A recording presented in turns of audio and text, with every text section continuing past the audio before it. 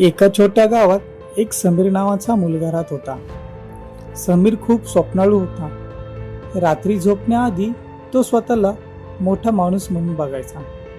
काहीतरी वेगळं करणार, लोकांमध्ये ओळख निर्माण करणार. पण सकाळ झाली की सगळं बदलायचं.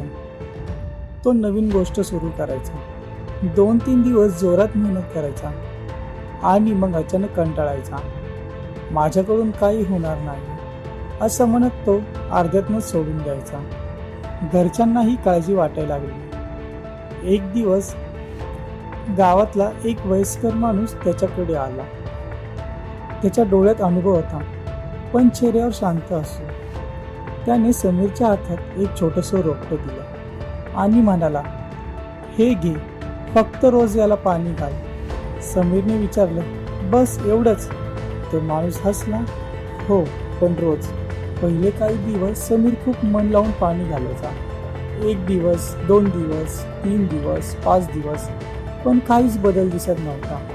एक सकाळी तो नाराज होऊन म्हणाला, "काहीच होत नाहीये, वेळ वाया जाते." तो पाणी घालणं बंद करणार इतक्यात तो वयस्कर माणूस पुन्हा आला. त्याने शांतपणे मातीला हात लावला आणि म्हणाला, "समीर, तुला वर काही दिसत नाही म्हणून तू हार मानतोयस, पण खाली मातीखाली खूप काही चाललंय." समीर गोंधळून बघत होता. तो पुढे म्हणाला, "ही मुळं आहेत, ती हळूहळू मजबूत होत आहेत. ती दिसत नाही, पण तीच झाडाला उभं ठेवतात."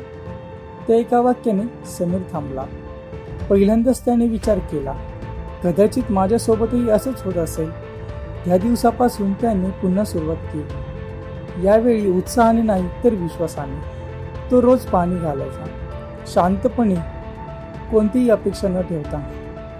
आणि एक दिवस माती फोडून एक छोटंसं हिरवं पान बाहेर आलं. समीरच्या चेहऱ्यावर पहिल्यांदाच खऱ्या आनंदाचं हास्य होतं. काही महिन्यात ते रोप मोठं झाड झालं आणि वर्षानंतर तेच झाड गावातल्या लोकांना उन्हात सावली देऊ लागलं. समीरला तेव्हा समजलं, यश मोठं असतं, पण त्याची सुरुवात खूप शांत आणि दिसत नसलेल्या प्रयत्नांपासून होते.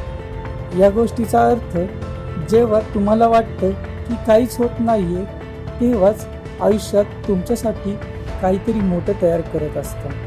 म्हणून हार मानू नका, कारण मूळ तयार होत असताना आवाज होत नाही.